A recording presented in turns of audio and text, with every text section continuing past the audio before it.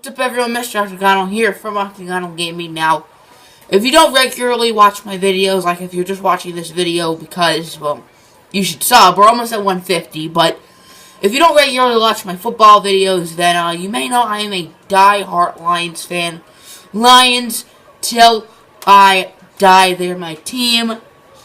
Yeah, I'm a huge Lions fan. Probably the biggest Lions fan ever.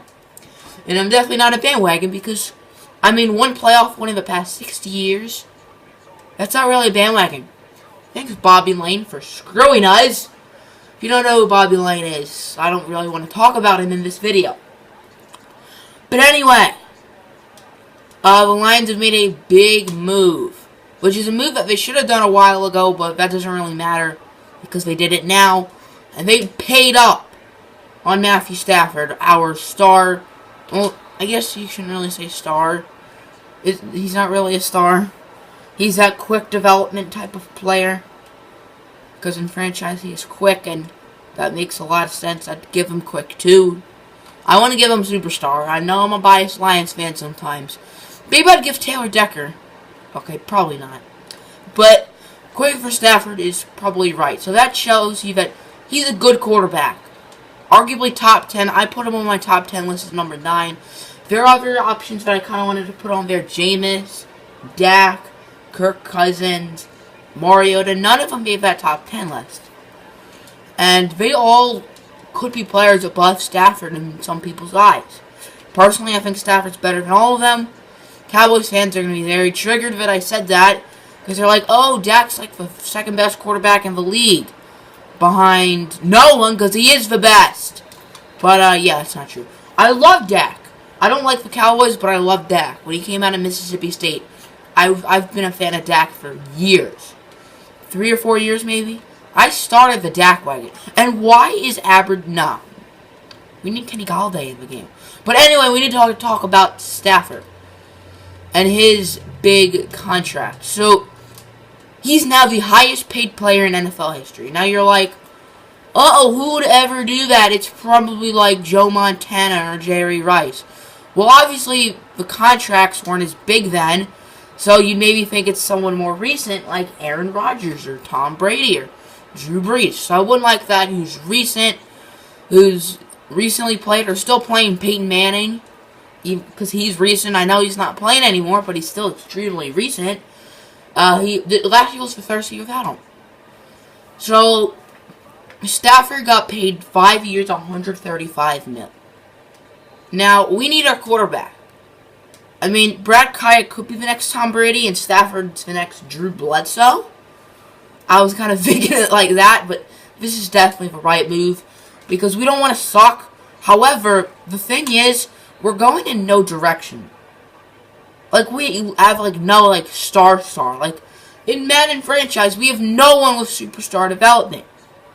Now, I think maybe you could argue Taylor Decker, which most people think that makes no sense. You could definitely argue Darius Slay, one of the most underrated corners in the NFL. That's kind of biased, I will admit, but I do think Darius Slay is a top 5 corner in the NFL. I don't like to be biased. I have the Packers winning the Super Bowl, which definitely is not biased, but I do think Darius Slay is a top 5 corner in the league. Now, I'm not saying he's a top 3, I'm saying top 5. But this is not a perfect signing, as I said. We're going in no direction. We could always suck and get a good quarterback in the draft. I'm not saying this year, because we're not going to suck this year, because we'd have Matthew Stafford this year. But like 2019, who's the quarterbacks then? No clue. DeAndre Francois and Jalen Hurts are sophomores. I don't know how good they are, like, NFL-wise. Like, there are some quarterbacks, like, the reason one I can think of is Tajh Boyd, the Clemson quarterback before Deshaun Watson. Like, he was really good. 6th-round pick and was a nothing. Like, most 6th-round picks. That could be Brad Kaya, just Brad Kaya wasn't all that good in college. He wasn't, like, Tajh Boyd. I know, as I said, there are cons. Like, we're going in no direction now. We're going to be, I would say, an above 500 team for a while. Maybe up 500, below 500. A lot of people think the Lions are better than the Vikings. Don't really get that. The Vikings may be the most overrated team of the league. People think that they're going to go 10-6. Some people have them winning the division, which makes no sense because I think Aaron Rodgers is the best quarterback in the league, or at least talent-wise, is the most talented in the league. People say talent-wise he may be the most talented of all time, which that's a little much, but I mean, he is really talented. Like, Brady's not mobile at all. Rodgers is a little mobile.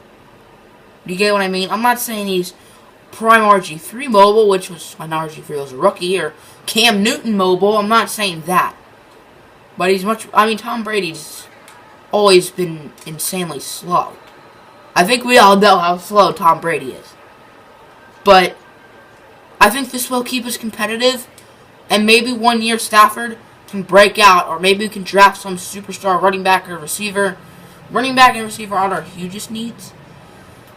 If Abdullah struggles this year, then you could say running back is a big need. Because Theo Riddick is not a running back. He is a receiving back. I want Theo Riddick on this team long term. But like as a third down running back. Not as an actual running back. Not someone on 2nd and 4 who's going to be handed off the ball. No. I want him as a third down running back. Now we can still run with him sometimes. Because I want it to be a little like... I want to make the defense a little surprised. But he's not a running back. He's a receiving back. That's not an actual position, obviously, but I'm not saying he should be converted to wide receiver, but like basically like a wide receiver out of the backfield. Oh my, that's Paul Warlow. We just got a safety, thanks to Paul Warlow of all people, who we signed in free agency from Atlanta. But anyway, I feel like we have 3 middle linebackers. Like Jared Davis is middle, Tahir Whitehead is an outside, and Warlow's an outside. Personally, I kind of want Tahir Whitehead as the middle, because I want him as the middle maybe for a few years until Jared Davis is better, and then Jared Davis becomes the middle. I really like Jared Davis. I don't think he's ready for middle linebacker. Like, the Niners have Navarro Bowman. They're not playing Reuben Foster in the middle. They're playing him in the outside.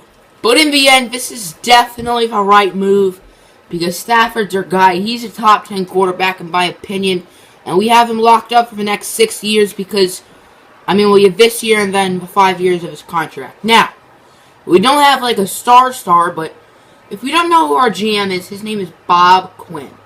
And Bob Quinn is a former scout. So he knows a lot about, scouting good players. And he used to scout for the New England Patriots. The Patriots have drafted a lot of really good players. And he's been a scout there for a while. He is someone who drafted Tom Brady. He is one of the scouts for the Patriots that drafted the cheater himself, Tom Brady.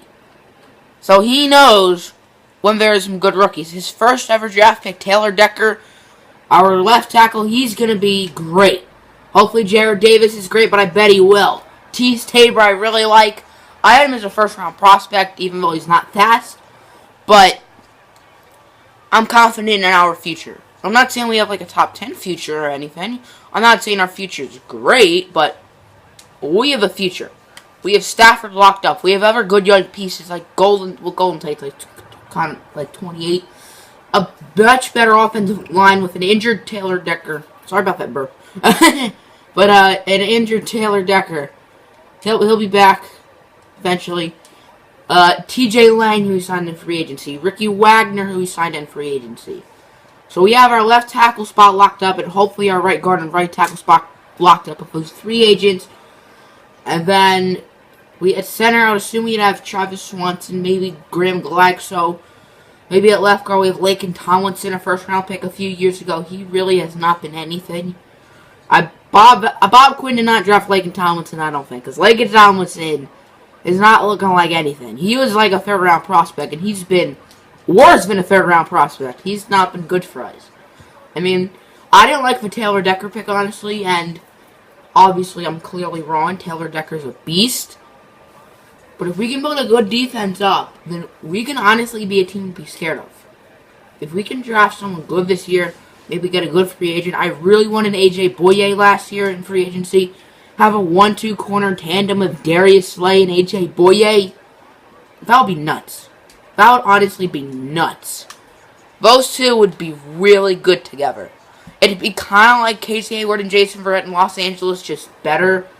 Even though Pro Football Focus thinks Jason Verrett's like the best cornerback in the league, which he's very underrated. He's not the best, but Our secondary, I think, is kind of overrated. I like Glover Quinn, honestly, but I do think Nevin Lawson, I don't see him as our number 2 corner.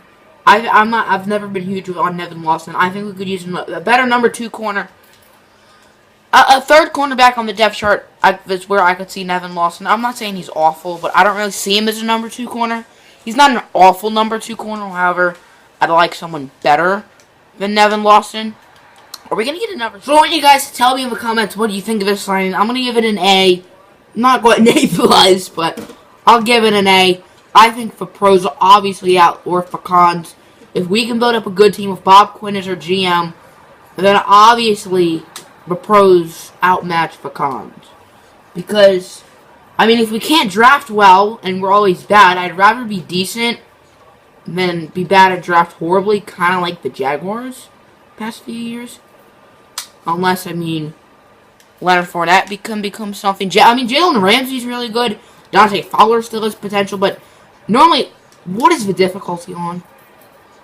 What is the difficulty on? This is not the normal difficulty I'd play on, trust me. I mean, if I'm against the Bears. Tell me what you think in the comments below. What do you think of the Lions' future? Do you think the Lions are better than your team? Probably yes. Maybe you're a bandwagoner otherwise. Maybe you're not a bandwagoner and you like the Packers. Me and you may not be the greatest of friends, but we can still be friends.